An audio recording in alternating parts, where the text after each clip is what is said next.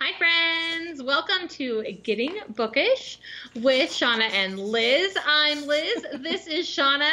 Hello. And we have a very spooky bookish brief. Actually, not really, because I didn't really read spooky books. I have one.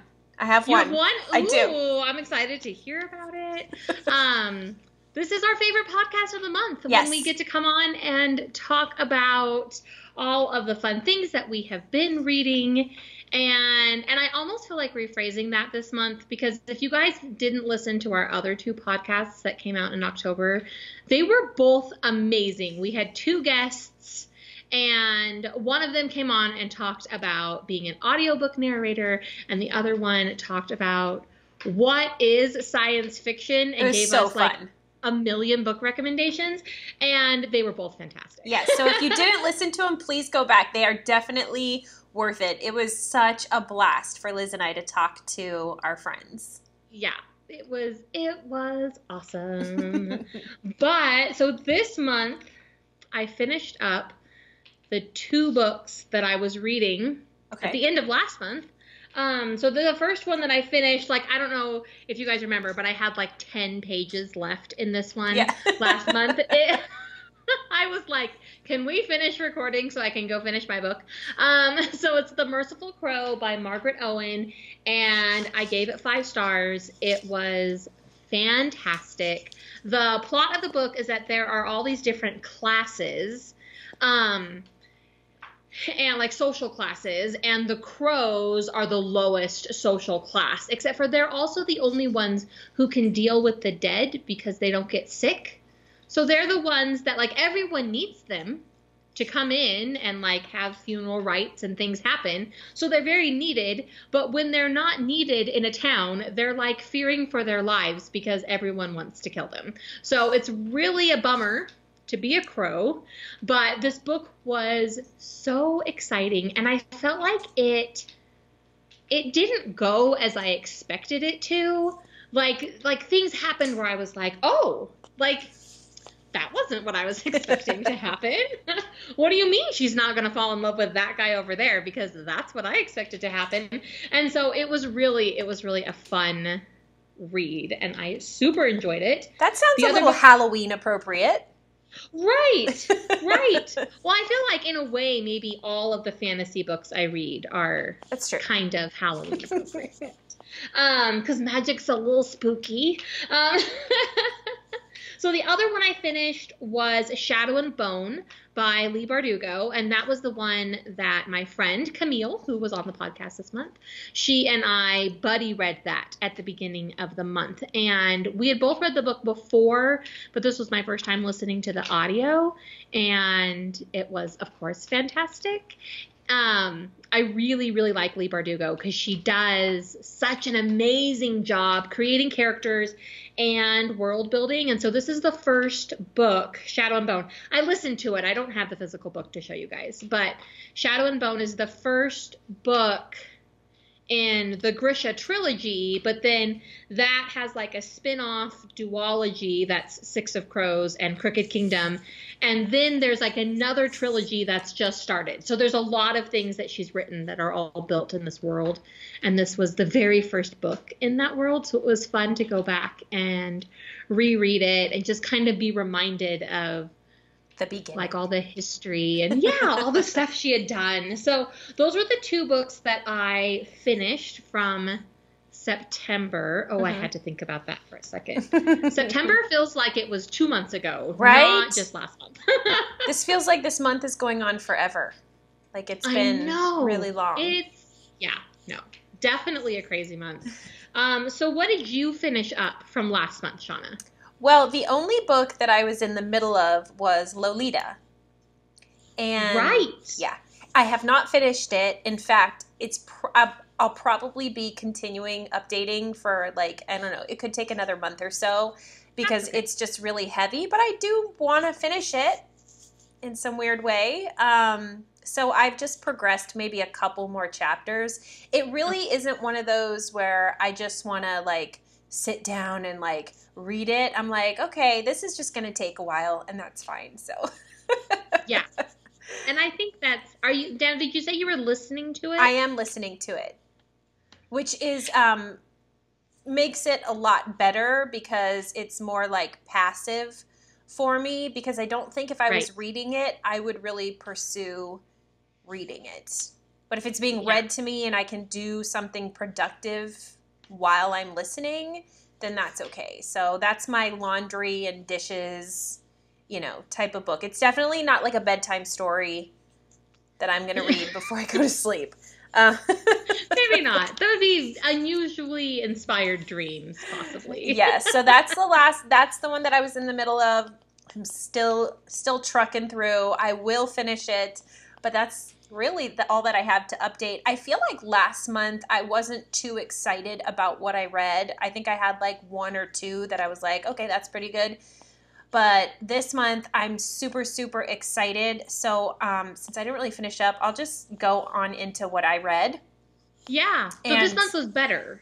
Yes. For like what you read. Awesome. Yes. I was actually really excited. So I feel like I got my reading groove back this month, and I have I think I have some good ones.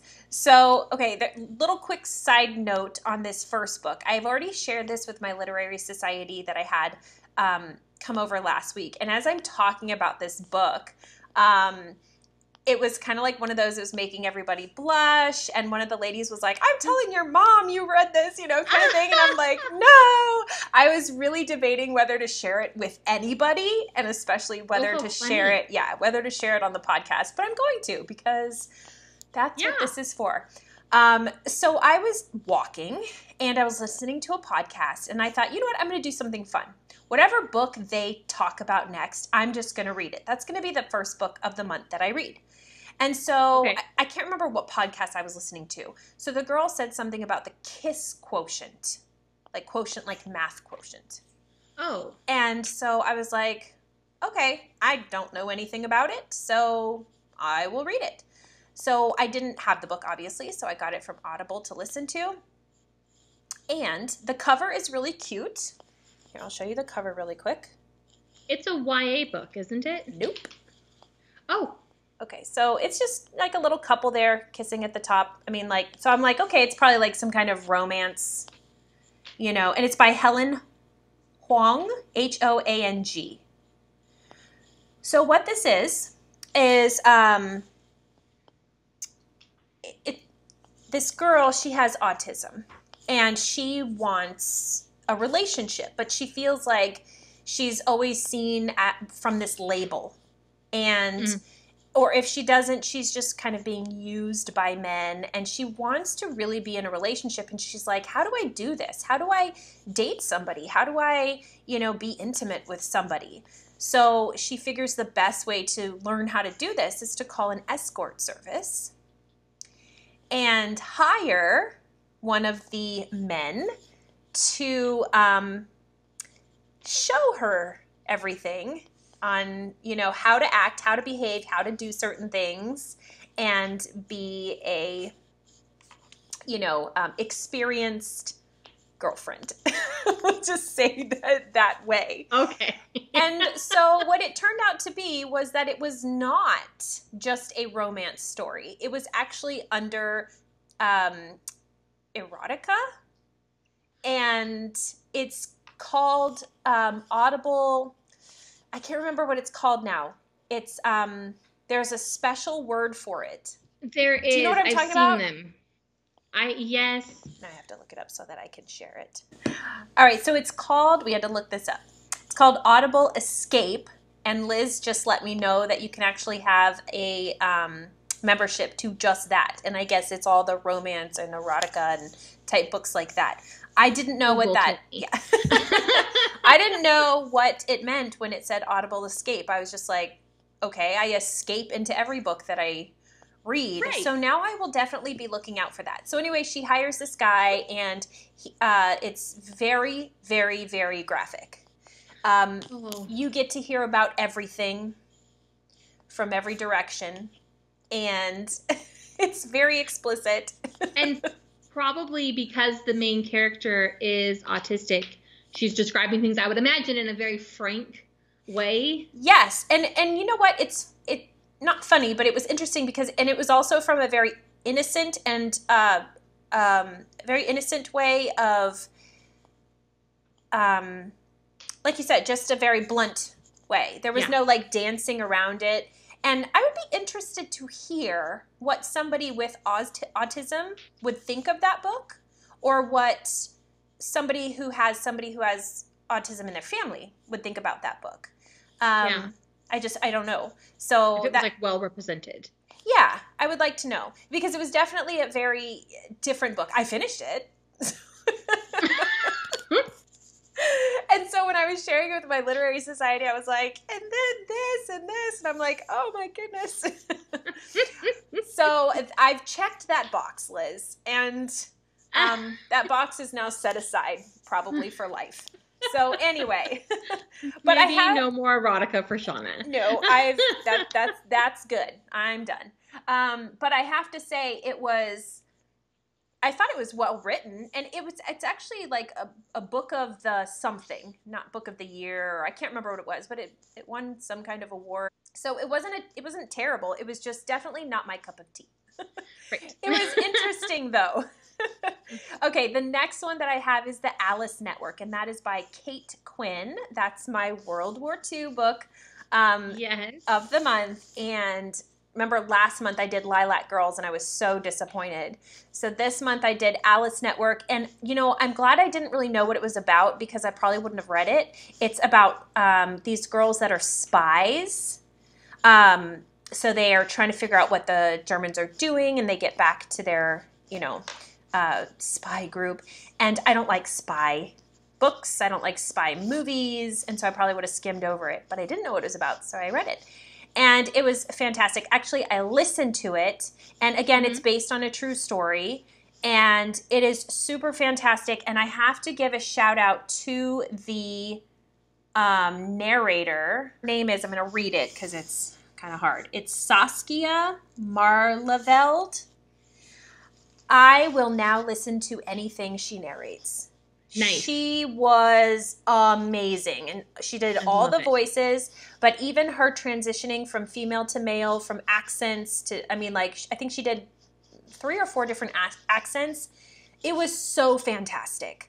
Like, it did not feel uncomfortable at all. It was like, it gave me an additional great experience with the book. So now I'm like, I want to listen to everything that she has narrated. So she's definitely going on my list. But anyway, you're hearing the story from 2 different perspectives. One is a girl who is trying to find her cousin, who she thinks went to a concentration camp, and she doesn't know if she lived or died.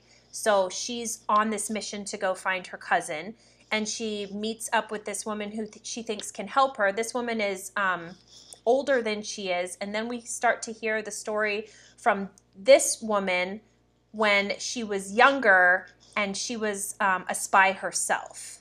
So, how interesting. Yeah, so it was really, really cool. And again, like I said, based on a true story, it was great.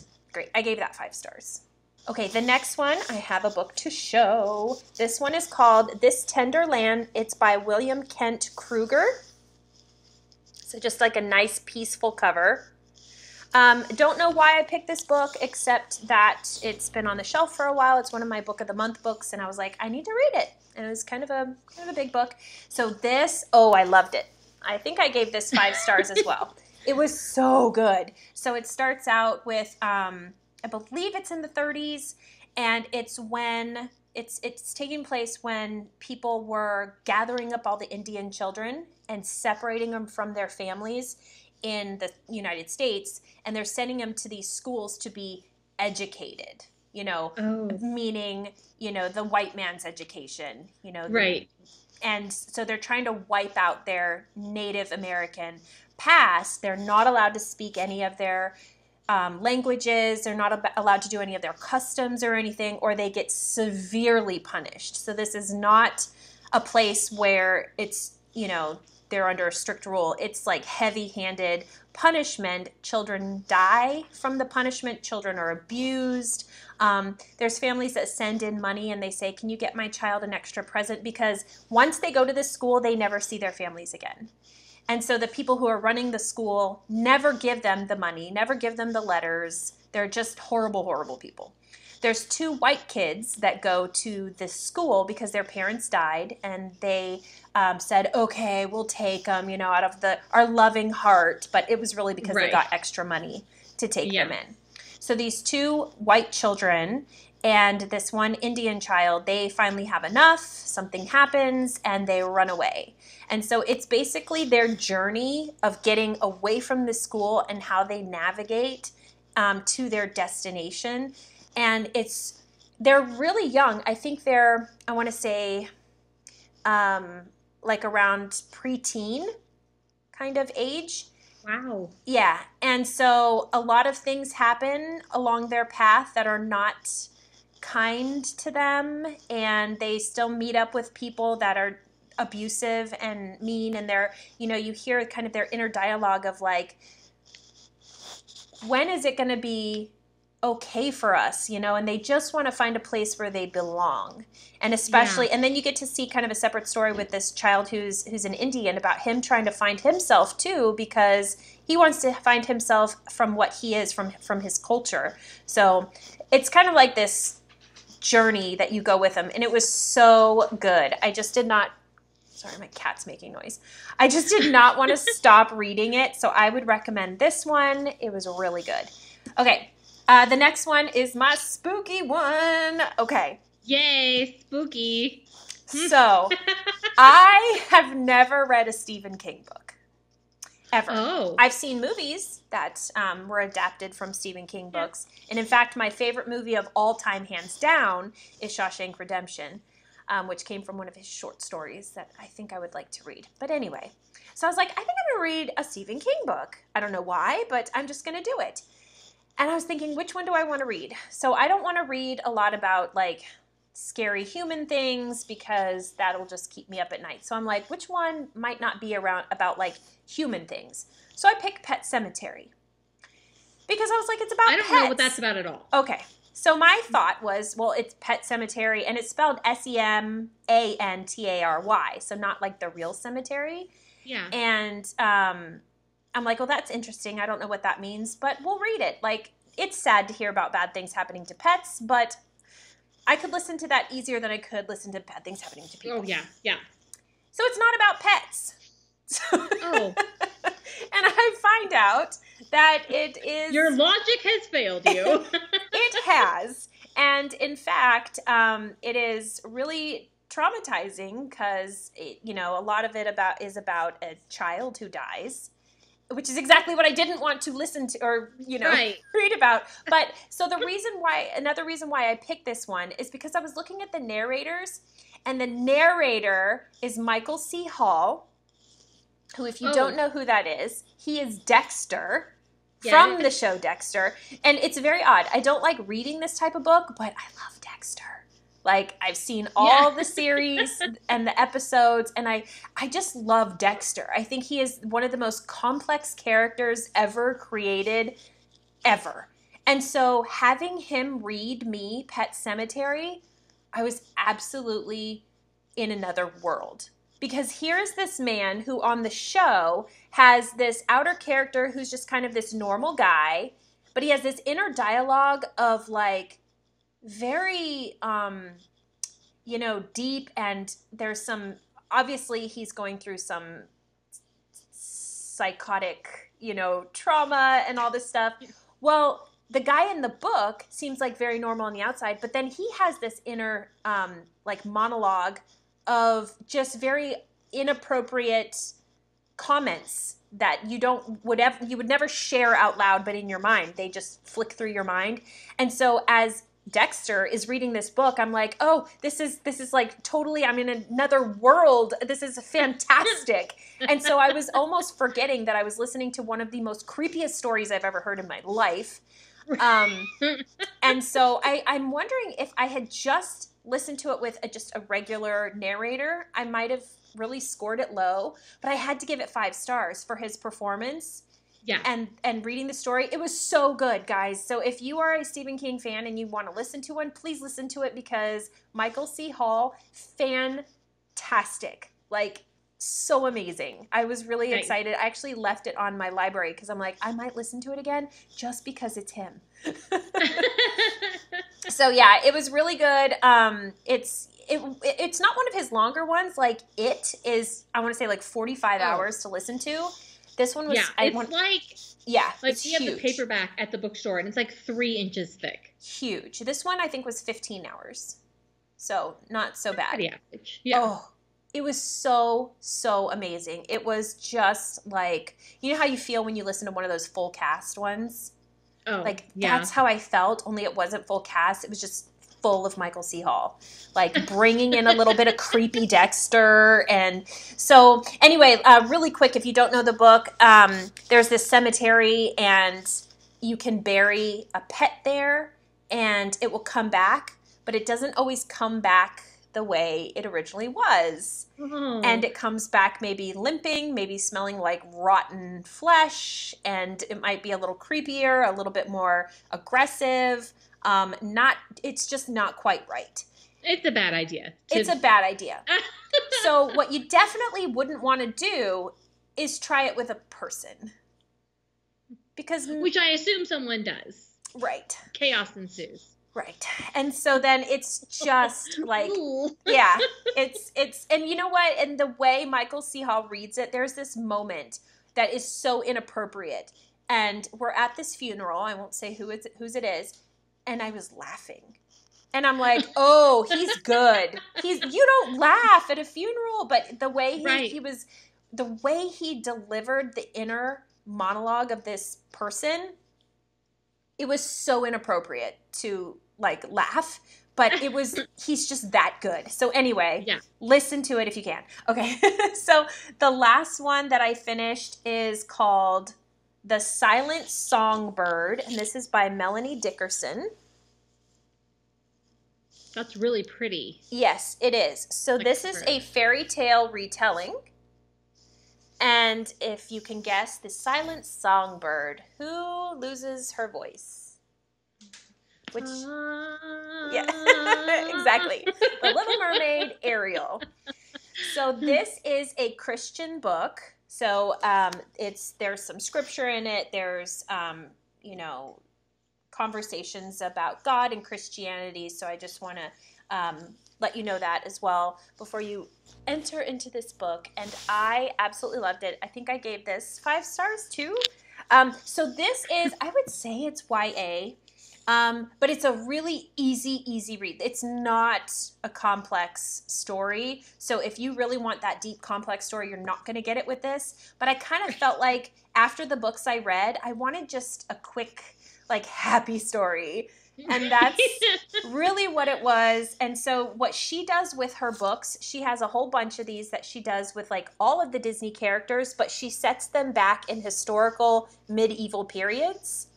So, so she does Cinderella, she has Beauty and the Beast, she has, like, all of them. And so this one, it takes place in 1349, I want to say.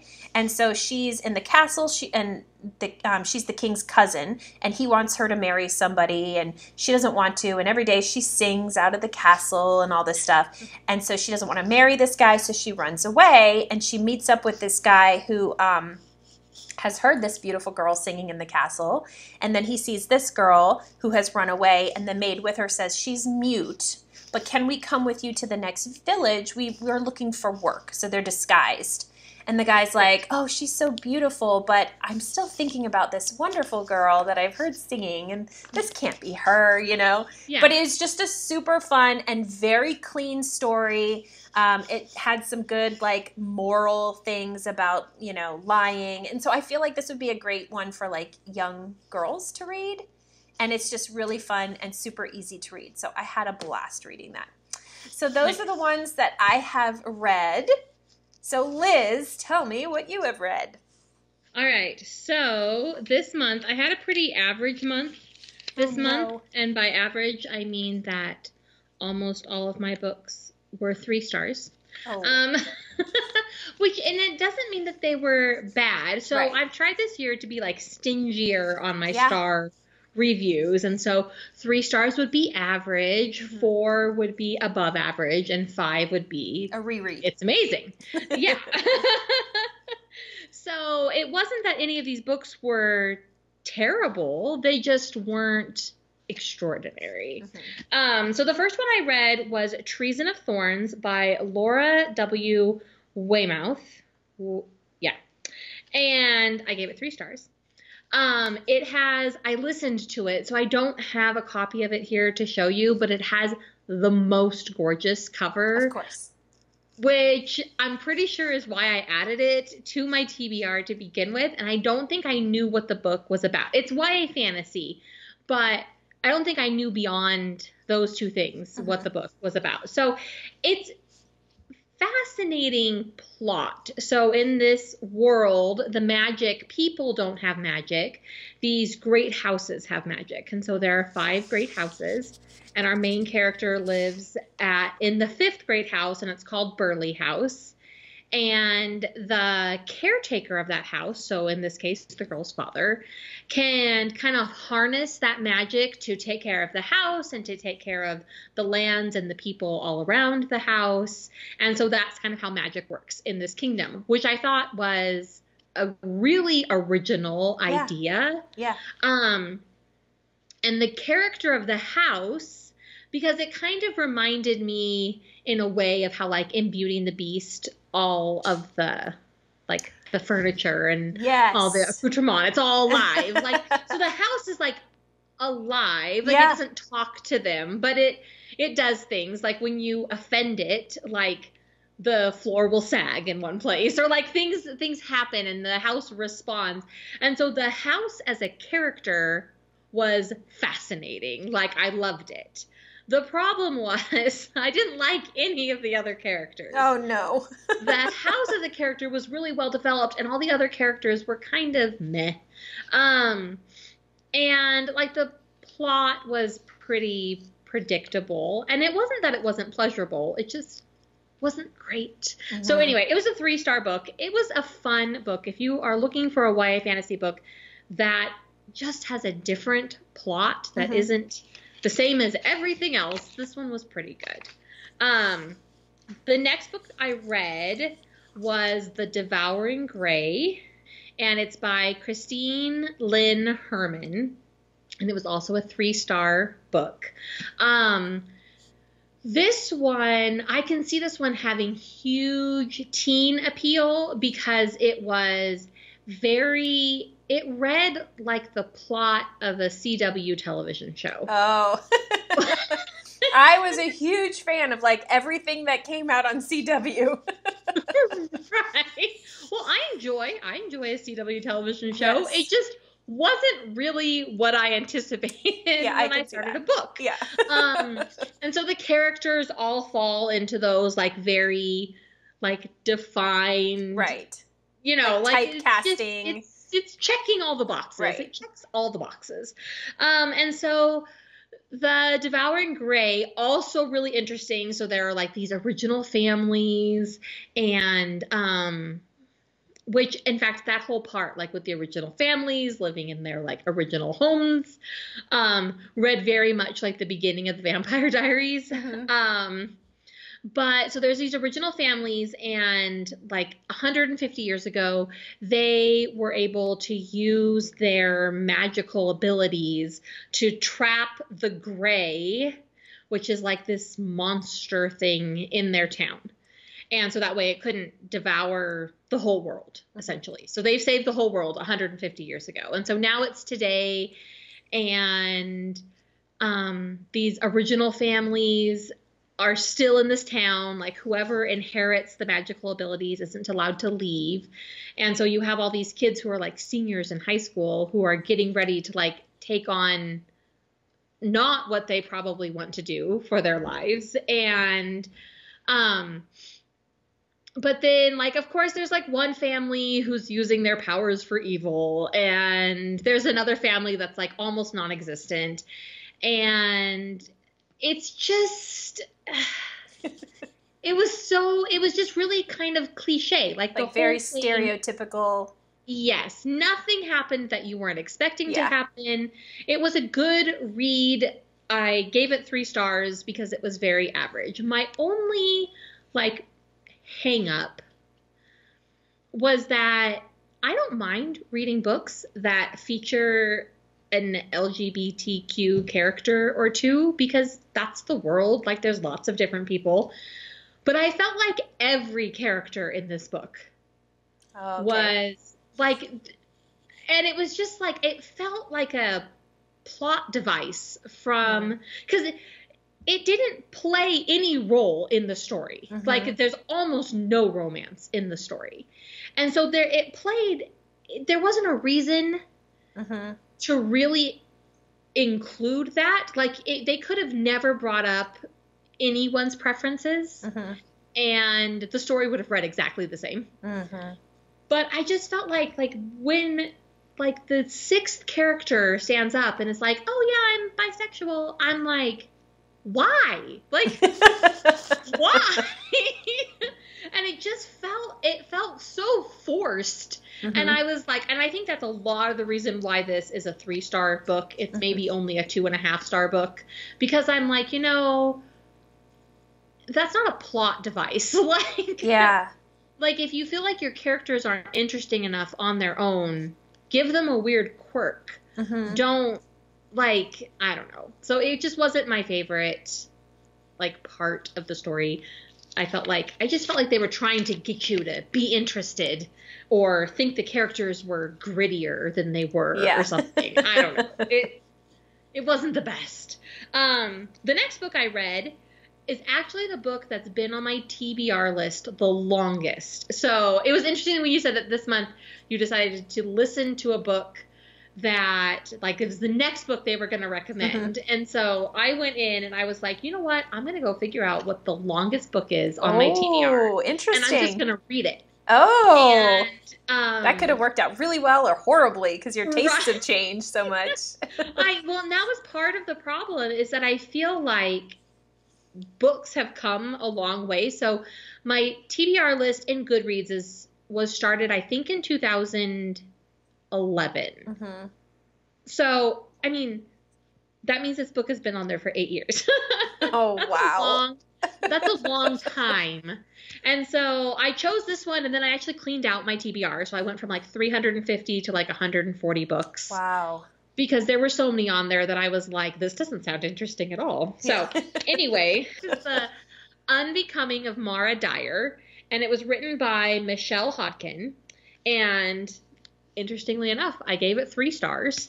So the book has kind of like 3 separate stories in it. And the first story is Mara Dyer is losing her mind. Like, she's lost touch with reality. And that part of the story is very interesting. And then there's Mara and Noah with this romance thing that's happening. And then there's Mara, not a crazy person, but possibly not a human person, over here. So there's these 3 separate stories. And, like, you're reading away and you're reading, and each story is interesting enough on its own. But the stories never converge and become one story. And so interesting. It was so awkward. Disconnected? And it wasn't like officially 3 separate stories, but like these 3 separate parts of this story just never became a cohesive anything. And so it was a good book. Like, I read the whole thing because I thought for sure, something was going to happen to help it make sense. So it just wasn't the best. Like I said, it was interesting. I read the whole thing. I read it pretty fast. Because, like I said, like, the thinking she's losing her mind part was really well written. And so it made it really compelling to read. But yeah. Can you remember why that was on your TBR? Like, do you remember putting it on there? I don't remember. The description of it was really like, what's wrong with Mara Dyer? Like, and like the first line in the book, which might have even been a part of the like the description, was, the lawyer told me I had to pick a name, so I chose Mara Dyer. So, like, that's not even her name. And so, like, it sounded amazing. Yeah. It just didn't hold up to what I thought was going to be in my mind. Maybe because I've been thinking about it for way too many years. So the next book I read, I actually just DNF'd it today. Oh, no. I know. This is another one that I added to my list because it has this gorgeous cover. It's called The 10,000 Doors of January, and it's by Alex E. Haro. And I gave it 1 star because I didn't finish it. And this is a very unpopular opinion because if you look on Goodreads, everyone loves this book. It's all 4 and 5 reviews. And the description made it sound kind of like Alice in Wonderland. You find a door, you get to go through it into another world. And that sounds amazing. I finished the book, or I DNF'd it at 46% of the way through. Oh, so you went almost halfway. And the main character had yet to go through a door. Oh, come on. There's 10,000 doors. I'm like, you can't get through one halfway through? It was terrible. And like, I'm sure the story was really interesting, but because in my mind I was waiting for this specific thing to happen, I just didn't have the patience to wait any longer. This sounds like when you got mad at the other book with the maze. They never were in the maze. Right. What was that one? What was the name of that? I don't remember. But very much the same. I'm like, you can't call it this. You can't say the book is about this thing. And like half the book goes by and it hasn't happened. Yeah. Like your reader, I was too impatient. I was like, I'm not enjoying what is happening. And people had described it as being really atmospheric. And so I was anticipating like these gorgeous descriptions. Yeah. And it wasn't that. What a letdown. And so I was just like, ugh. Anyway. However, my second Leigh Bardugo book I read this month. Ooh, was that's The Ninth creepy. House. I know. It just came out this month. It was fantastic. All the stars. 5 stars for The Ninth House by Leigh Bardugo. It doesn't have anything to do. So like I talked earlier, that like all of her books she's written so far all take place in this world. This is like modern day. It's magical realism. It kind of takes place. Well, it does take place on Yale campus, and it has to do like with the secret societies, but there's magic. It was so good. This is her, adult debut. She hasn't written a book for adults before. Oh. And I've seen a lot of people be like, oh, well, you know, like I love her YA books, or like my teenager loves her YA books. They'll love this book too. This is definitely a book written for adults. It's very gritty. Some kind of horrifying things have happened to the main character as a child and now, which are described in a fair amount of detail. Drugs are used pretty recreationally without any consequences. Like, it's not a book written for teenagers. Like, teen books have lots of drug use, but something terrible always happens as a result. And so this is not a book written for teens, but it was an amazing read. I just finished it today. It was so good. If you guys are not watching on YouTube and you're listening on podcast, the cover is all black with white giant block letters and this really creepy snake slithering through the letters. And it looks terrifying. And if you're listening on podcast, I've potentially been hugging the book while describing it. So, but it was really, really... Yay! Well, I'm glad you had a 5-star in there. Yes, so I did have a 5-star. And those are the books that I have read so far this month. What are you reading right now? Okay, so let me start off with... I just started this one. This is Call It What You Want by Bridget Kemmerer. Ooh. Have you seen this? And I haven't, but I recognize the bookmark. Yeah, I was going to see if you saw it. How did you even, did you like see through it? You kind of turned around the other way for a second. You saw the little ship on there, the little spaceship. So this is from it's called Uppercase, YA Books Delivered to You.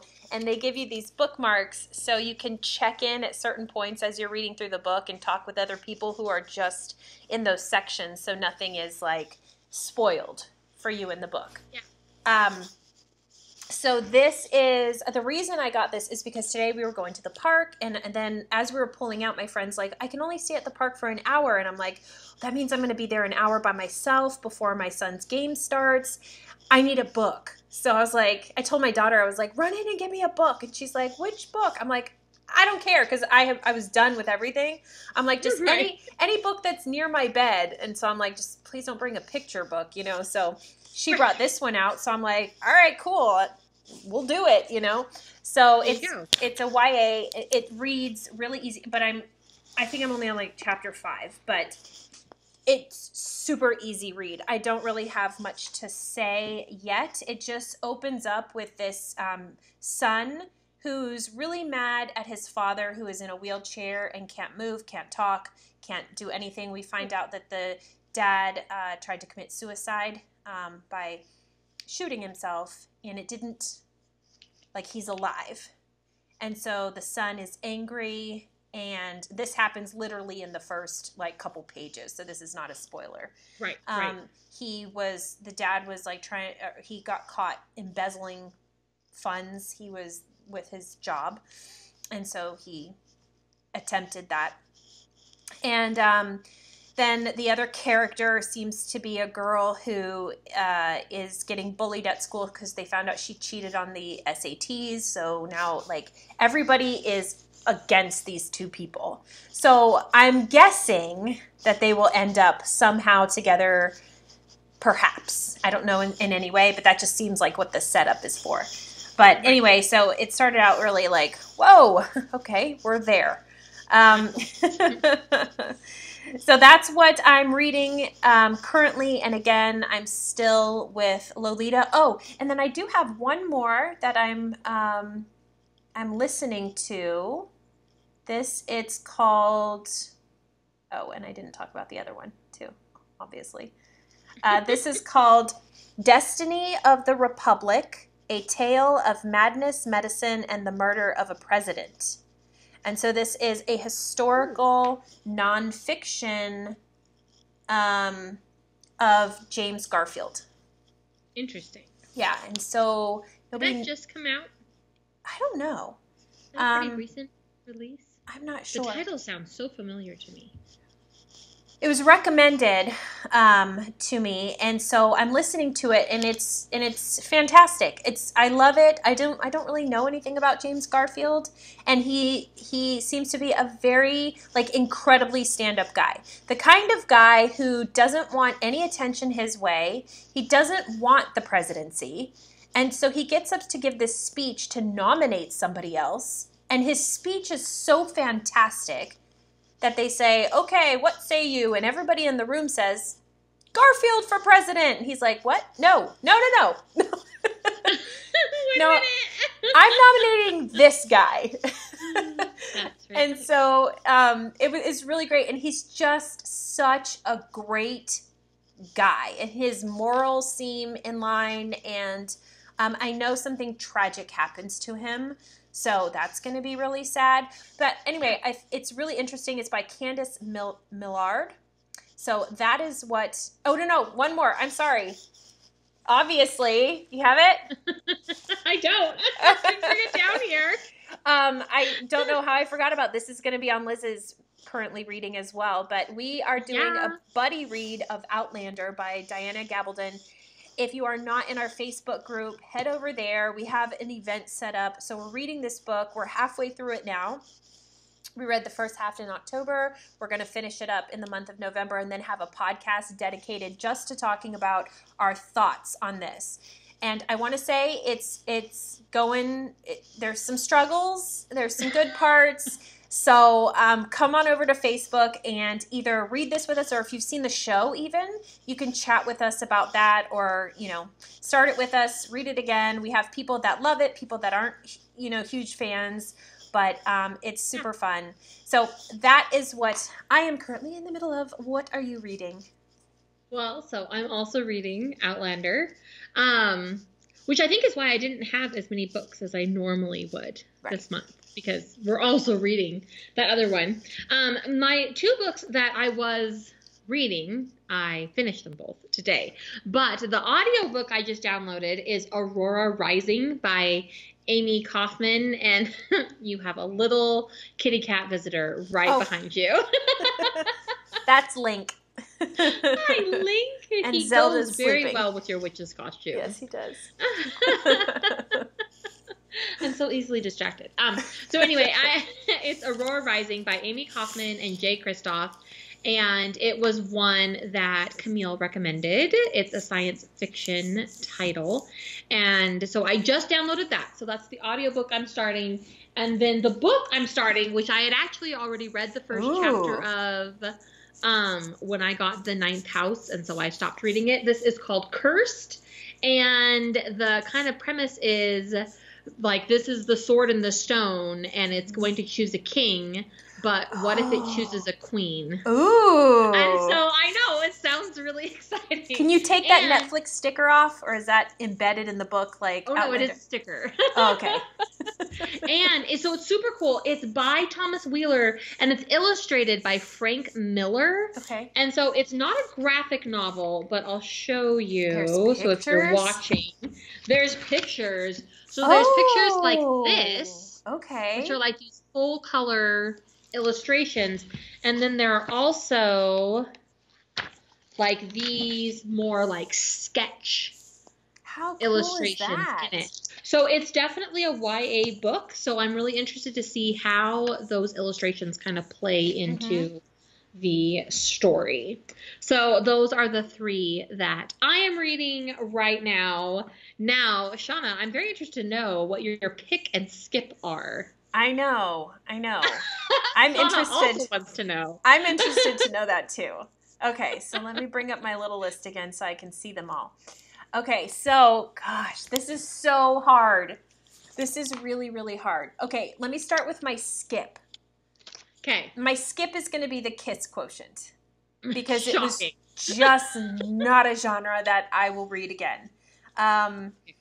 And so that's an easy one. But, I mean, if you like that type of book, I would encourage you to read it, because I felt like it was good for that genre.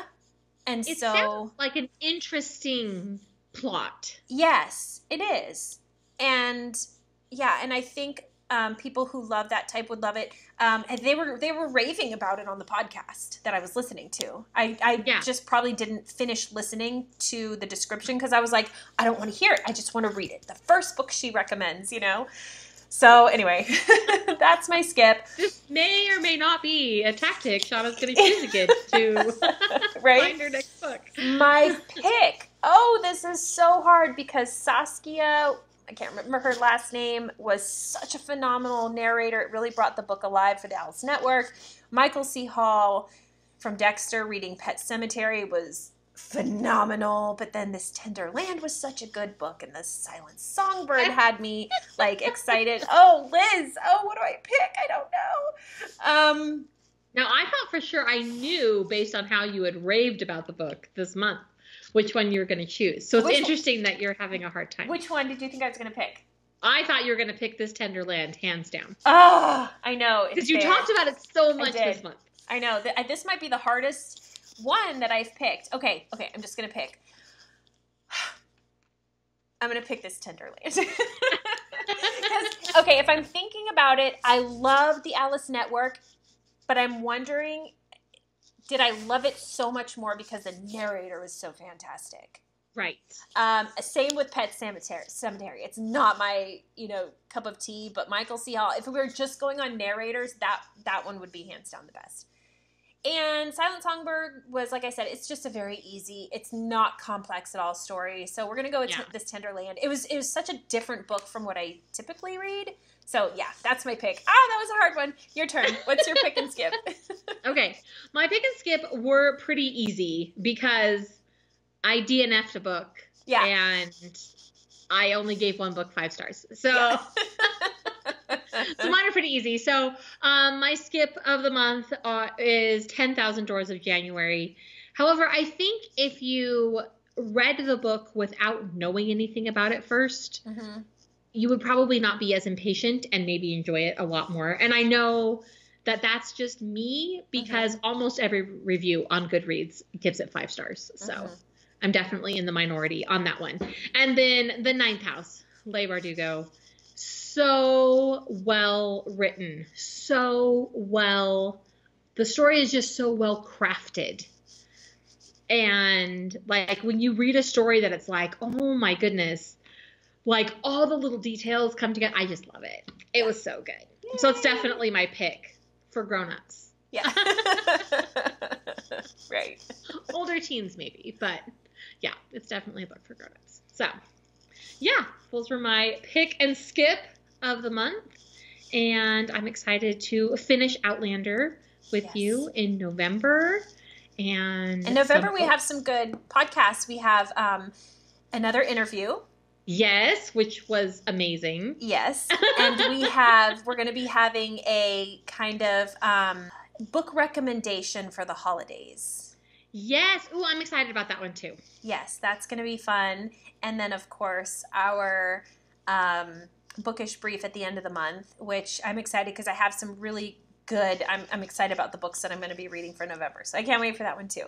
So am I. I was just going to say that a bunch of like my favorite authors kind of are writing books that come out in November. I mean, they've already written them, but I'm so excited. Yeah. The new Maggie Stiefvater book, the new Maggie Stiefvater book comes out the beginning of November. Okay, so I'm sure you'll be hot on that. Yeah, I ordered 2 different copies of it. That's of course. Me. There were 2 different special editions I could not choose. And you don't need to choose, because you're going to be rereading them. So read one, and then you read the next one. Exactly. Oh, this is fun. But hands down, like, I love our bookish briefs. They're so fun. So do I. I love to hear what you've read, and it's fun to like go back over what I read this month. Yeah. And all those 3-star books. Right. Well, here's to you having a 5-star month for November and finishing the year strong. But yes, that was really fun. We wish you all happy Halloween.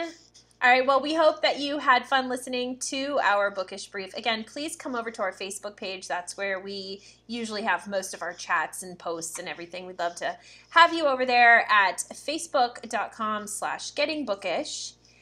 And we hope you join us on our next podcast in November. All right, everybody, that is it for us, and we will chat with you next time. Bye. Bye.